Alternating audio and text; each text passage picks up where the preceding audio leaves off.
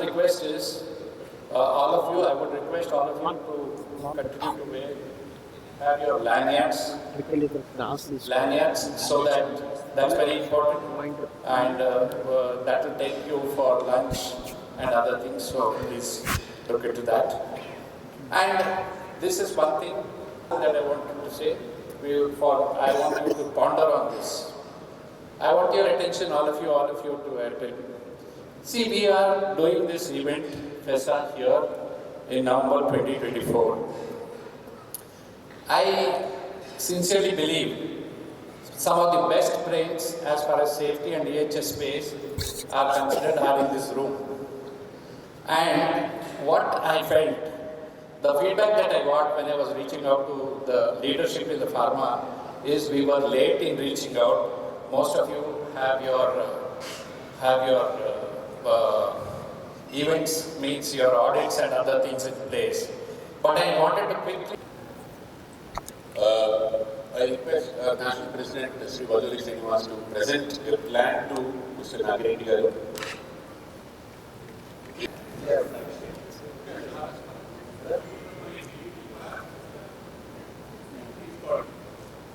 So, good morning all of you. Chief guest on the dais is Sri Jayesh Ranjan Garu, Special CS State of Telangana. He has been looking after industries, IT and many other portfolios. Raj Gopal Garu, and then President FESA and dignitaries on the dais. And welcome all to Hyderabad for this FESA event.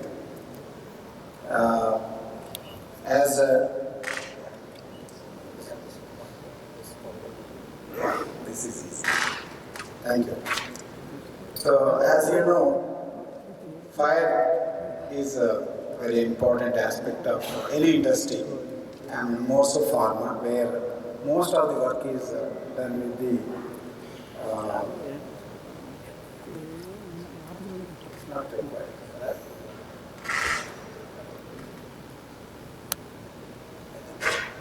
Other provisions in the Act that there will be prosecution and fire incident. That is the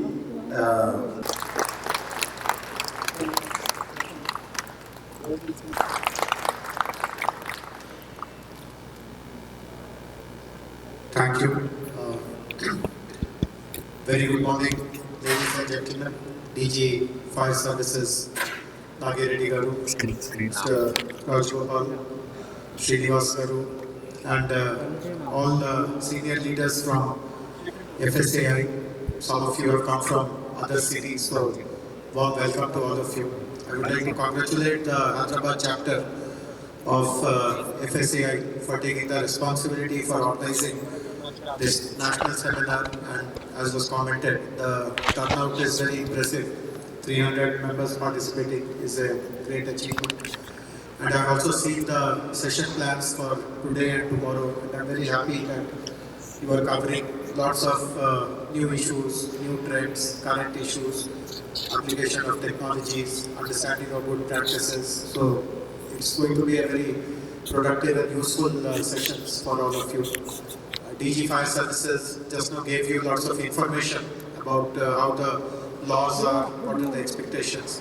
But more than anything else, my understanding about this presentation is that it is based on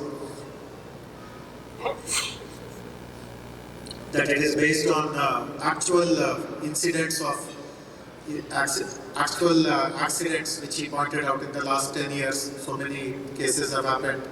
Some very, very serious cases have happened, including cases involving loss of life or huge loss to property. In fact, the day before yesterday, as he was mentioning, there was a fire accident in which about 40 crores worth of property was destroyed. So, obviously, these are unfortunate incidents which cannot be foreseen, but with better kind of preparation and using some of these technologies that Nagireddy Garu spoke about, how do you do it remotely, how do you monitor it, hopefully the trends will start to decline. In fact, Rajgopal Garu was telling that in the last 10 years, we have not seen very significant decline in the annual incidents. In fact, when he speaks, he will share these numbers, but it is something which we need to take note of. We all know that accidents of any kind derail the industry, but despite all that understanding and good intention, if action continues to happen in the business as usual manner, then obviously it is a matter of concern. So I know that there are some people in the audience who are from the pharma sector also. They must make a very important note of how the safety standards within their manufacturing facilities can be improved, how the department and the industry can work together to help you achieve a 100% safety record. And the pharma industry should also make note of one more very important trend.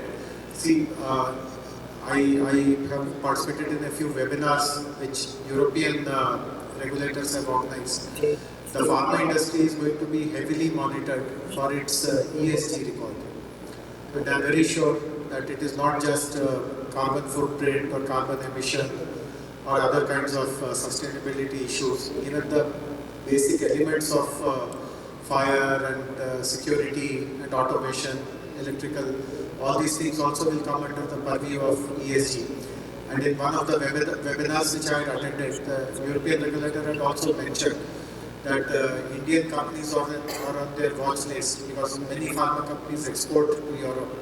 And I'm sure what is happening in Europe today will become prevalent in the US tomorrow, Japan, Korea, elsewhere also. So what the European regulator was pointing out was that Indian companies are on their watch list because the compliance with ESG is very, very minimal. As compared to a European manufacturer, the difference between them and an Indian manufacturer, a pharma company, the compliance of ESG is very low. And what they also mentioned, of course they did not speak in very harsh language, but the message was that they will stop the imports of Indian pharma products if they are manufactured in facilities which are not ESG compliant. So tomorrow, not having proper safety equipment, safety systems, safety procedures, technologies, state-of-the-art facilities, you will tomorrow end up destroying your own business prospects because a very lucrative market of Europe will become close to you. Their doors will be shut on you. And as I said, what is happening in Europe today will happen tomorrow in other parts of the world also. So why wait for these kind of eventuality? Why not do things which ourselves will help us do things ourselves which will help us remain ahead of the curve? So this is one. The other very important which I wanted to discuss with the association in particular is that I have attended pharma events also frequently, and one of the issues which the pharma industry keeps telling is that they have interest to do all these kind of things, but trained people to help them implement it at the factory level and the manufacturing unit level. There's a huge scarcity of that.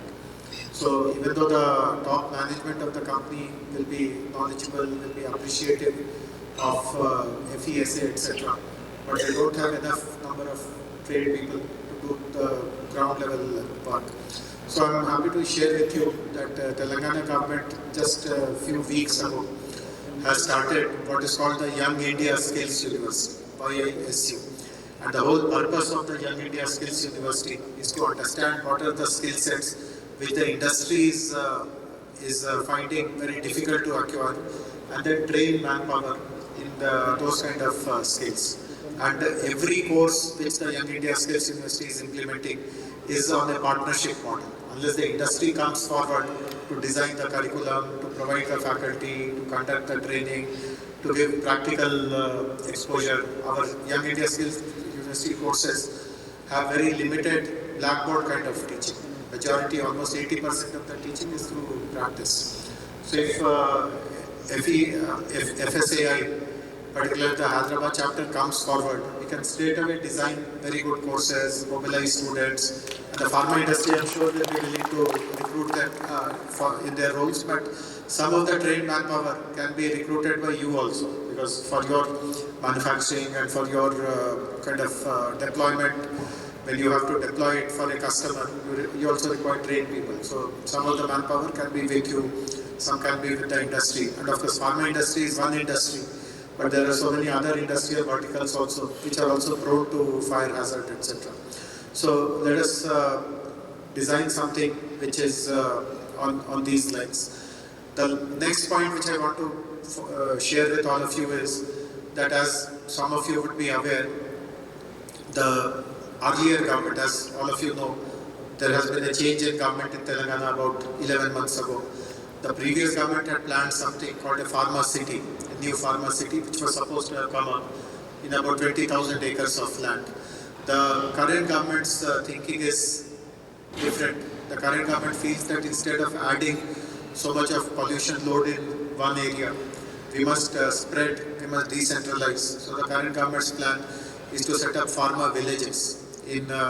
So earlier what was planned in 20,000 acres at one place is now going to be distributed in 2,000 acres each at 10 locations. But two of those pharma villages are coming in the old pharma city itself. And so many other supplementary pharma related industries also, and support infrastructure also will be developed there itself. So in all the 10 locations, there will be setting up pharma villages. We are ensuring that these villages are absolutely state of the art. They are having the latest effluent treatment technologies. They have common cooling systems, common heating systems. Source of energy will be gas and not coal or steam, etc. So because we are developing these clusters with best possible global standards, we would also like to introduce the best possible fire safety standards by default itself, by design itself. So when we are preparing the master plan for all these pharma clusters, if you can, as an association, the FSAI Hyderabad chapter, if you can tell us what should be the criteria, if we give the building permission or if the CFE, etc. is provided, these things should be automatically implemented there, they should be automatically mandated there. We'll be very happy to introduce all these things. Some of it may go beyond NBC also. NBC, of course, is important. It is a very core document, but there are good global practices elsewhere also. So we need not be confined only by NBC or other codes. If something great is happening in the US or Europe or anywhere else, I'm sure all of you attend international programs, international seminars. Many of this knowledge will be available with you. So please pass on all this information to us and we'll be happy to mandate it. So once again, I'm happy that you are organizing this seminar with so much of preparation, so much of planning. The sessions, as I already pointed out, have been designed very, very appropriately and will definitely give you lots of ideas, lots of knowledge. I'm happy that there is an exhibition area also. Hopefully lots of business also will be transacted during these 2 days. Thank you very much for inviting me and good wishes for the success of this seminar. Thank you. Which I missed out. Apologies. So DG Fire Services now mentioned about the use of technology, particularly on remote monitoring and preventive monitoring, etc., etc. So all of us know that Hyderabad is a very important center for technology, for innovation, for startups, for new ideas. So I would also invite the Hyderabad chapter or FSAI in general to conduct a session with some of the brightest technology providers who have many, many solutions to offer. So if you tell us what are the challenges that you face based on the actual incidents, actual accidents that you would have seen, not just in Telangana or Hyderabad, but across the country. And if you tell us the problem statements we will be willing to run a challenge program on behalf of the government and bring the best technologies. And you can bundle them. When you are offering a in-premise solution to some pharma client, you can also tell that I will in addition provide these kind of technology monitoring facilities also, which will be a part of the package. So this is again something, just as you showed your willingness to participate in skill development programs along with the government, please show similar enthusiasm in identifying very good technology providers from among the bright young innovators and entrepreneurs who are there in Hyderabad. We can do it not just for the Hyderabad chapter, we can do it for the entire country. You are in Chennai. Chennai is also an important hub, but Hyderabad is a far bigger technology hub. You won't find this kind of innovative work happening in Chennai that you will find here in Hyderabad. So please think of doing it for the entire country. And as the President-elect, this will be something which will really give you lots of credit, will increase your reputation and will bring you lots of happiness. So thank you very much. On this note, sir, Definitely. So actually, factories department is a statutory department. So people think that ours is also industry department. So the difference between an industry and factory. So every industry is a factory, but every factory is not an industry. So every MLA cannot be a minister, but every minister is a MLA.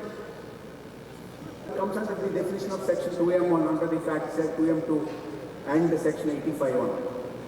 So under section 85(1), government, state governments can notify any premises if ma'am, the process is carried on with the aid of HC, some HC, and